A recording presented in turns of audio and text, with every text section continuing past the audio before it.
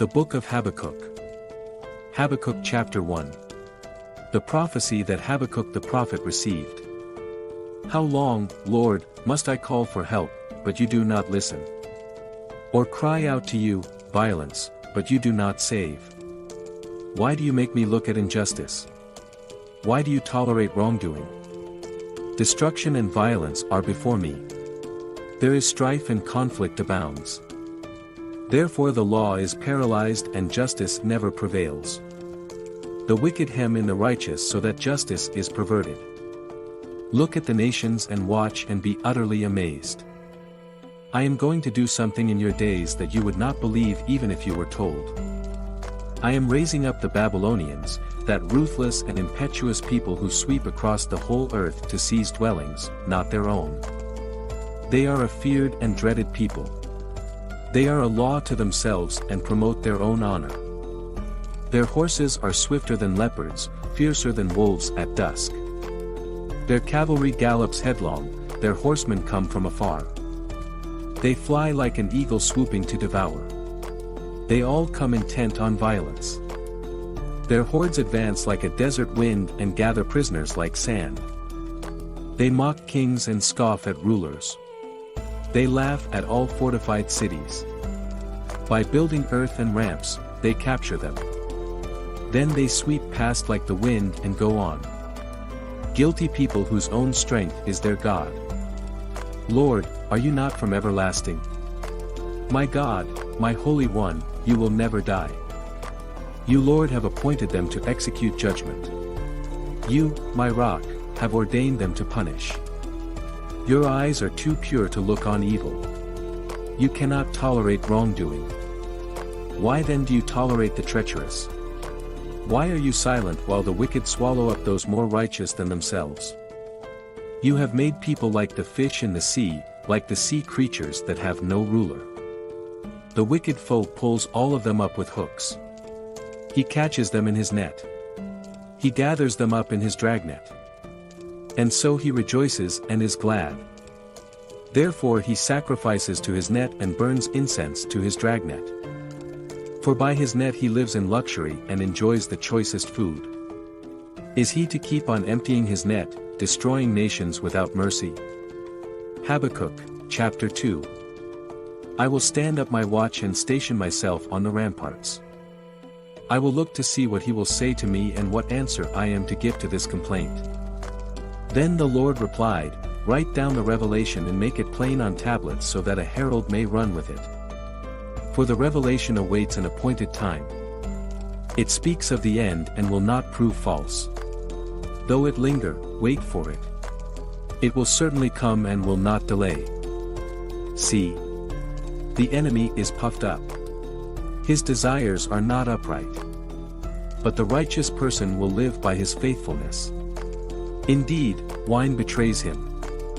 He is arrogant and never at rest.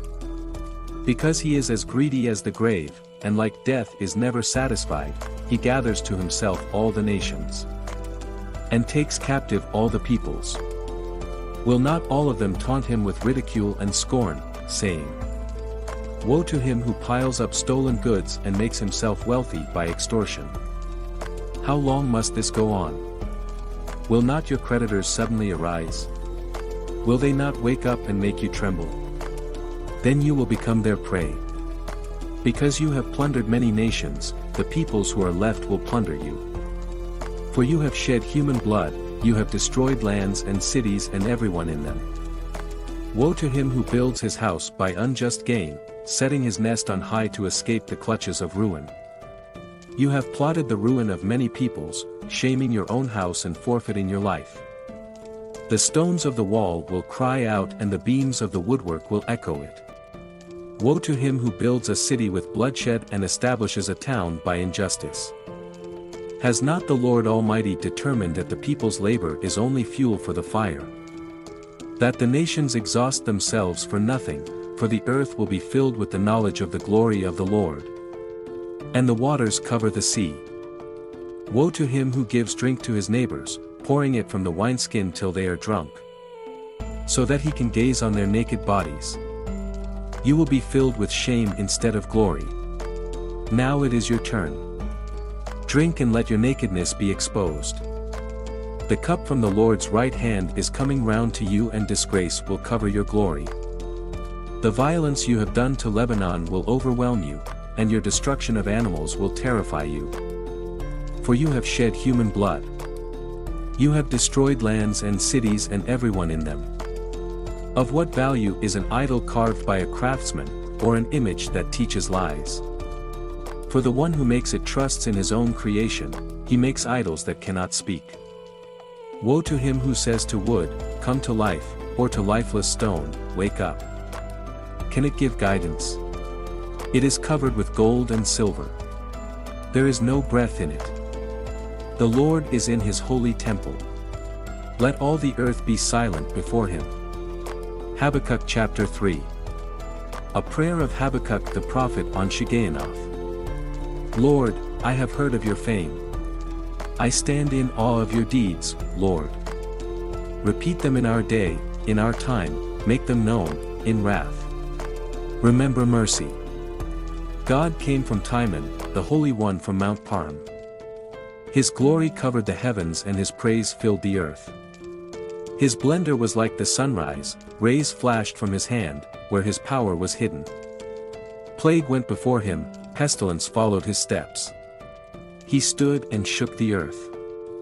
He looked and made the nations tremble. The ancient mountains crumbled and the age-old hills collapsed, but he marches on forever. I saw the tents of Cushan in distress, the dwellings of Midian in anguish. Were you angry with the rivers, Lord? Was your wrath against the streams?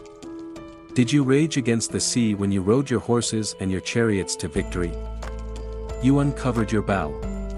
You called for many arrows. You split the earth with rivers. The mountains saw you and writhed. Torrents of water swept by the deep road and lifted its waves on high. Sun and moon stood still in the heavens at the glint of your flying arrows, at the lightning of your flashing spear. In wrath you strode through the earth, and in anger you threshed the nations. You came out to deliver your people, to save your anointed one. You crushed the leader of the land of wickedness. You stripped him from head to foot. With his own spear you pierced his head when his warriors stormed out to scatter us, gloating as though about to devour the wretched who were in hiding. You trampled the sea with your horses, churning the great waters. I heard, and my heart panted, my lips quivered at the sound. Decay crept into my bones and my legs trampled.